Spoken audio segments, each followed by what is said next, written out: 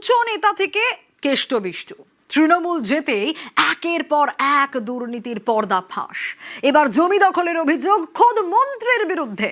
সবংয়ে কয়েকশো বিঘে জমি দখল, অভিযুক্ত মানস ভূঁইয়া, মানতে নারাজ প্রাক্তন সেচ মন্ত্রী। আমাদের জমিন মানস ভূঁইয়া, তার প্রমোটার এবং তার সহকর্মীদের নিয়ে আমার প্রায় 150 কৃষকের জমিন কেড়ে নিয়েছে। আমারই 70 বিঘা জমি লোক চাষ করে খাচ্ছে, আমি লোকের জমি কাটতে যাব? আর ভেড়ি আমি বিরুদ্ধে, ঝিল আমি বিরুদ্ধে।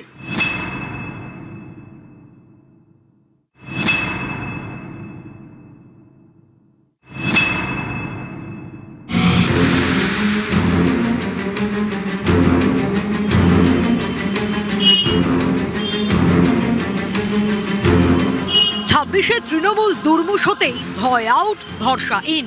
এতদিন যারা ভয়ে মুখ খোলেননি তারা এগিয়ে আসছেন।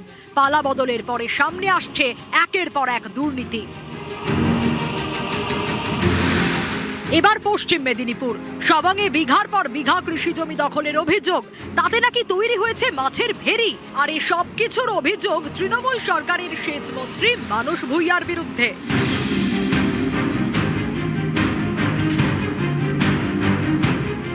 বাংলায় সরকার বদলাতেই এবার সরব জমি মালিকরা। তাদের অভিযোগ, তৃণমূল আমলে সবংয়ের রামভদ্রপুর গ্রামের প্রায় 200 কৃষকের জমি দখল হয়েছে। সেই জমিতে তৈরি হয়েছে মাছের ভেড়ি। জমি দখল করেছেন প্রাক্তন সেচ মন্ত্রী মানস ভূঁইয়া। জমি ফেরত চাইলে নাকি থানায় ডেকে দেওয়া হতো হুমকি, মিথ্যা মামলায় ফাঁসানোর হুঁশিয়ারি, এমনকি জোর করে সাদা কাগজে সইও করিয়ে নেওয়া হয়। বিষয়টি নিয়ে কলকাতা হাইকোর্টের দ্বারস্থ হয় জমি মালিকরা। কলকাতা হাইকোর্ট জমি ফেরতের নির্দেশ দেয়। আদালতের সেই নির্দেশও কার্যকর করেনি স্থানীয় প্রশাসন।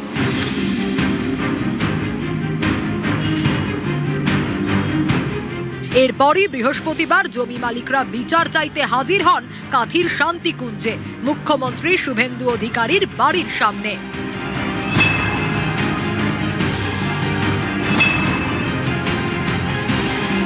জোর করে আমাদের জমি দখল করে নিয়েছে। আমরা প্রশাসনের কাছে অনেকবার দ্বারস্থ হয়েছি। তৃণমূলের নেতা মানস ভূঁইয়ার নেতৃত্বে ওদেরকে চাপিয়ে দিয়েছে, আমাদের চাষিদেরকে মারধর করেছে এবং মিথ্যা মামলা দিয়েছে, জেল খাটিয়েছে। আমাদের জমিন মানস ভূঁইয়া, তার প্রমোটার এবং তার সহকর্মীদের নিয়ে আমার প্রায় 150 কৃষকের জমিন কেড়ে নিয়েছে এবং আমরা বিভিন্ন জায়গায় অভিযোগ করলে তিনি দাপট দেখিয়ে আমাদের ভয় চমকানি দেখিয়ে আমাদের এতদিন 2019 সাল থেকে আমাদের জমিন কেড়ে রেখেছিল।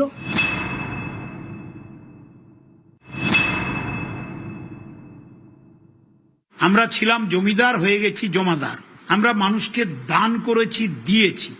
আমি কারার দলের লোক নয়। কেড়েছে সিপিএম।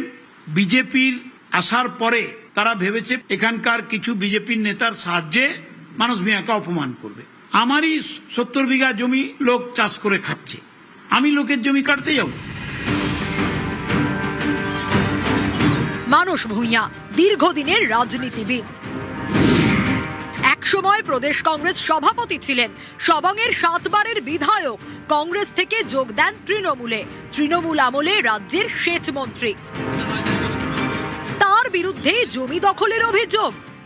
গ্রামে গ্রামে দ্বন্দ্ব, আমার কি করণীয় আছে বলুন তো? ইচ্ছাকৃতভাবে অপমান করার জন্য। আকাশে বৃষ্টি হচ্ছে কেন? মানস ভূঁইয়া দায়ী। ঝড় বিদ্যুৎ হচ্ছে কেন? মানস ভূঁইয়া দায়ী। সবং এত বড় একটা গামলার মতো, জল ঢুকলে জল বেরোয় না।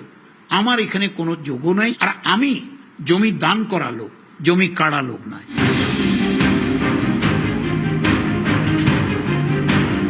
ক্যামেরায় সৌমেন দাসের সঙ্গে সুজিত ভৌমিক ও দিগ্বিজয় মাহালি, নিউজ 18 বাংলা।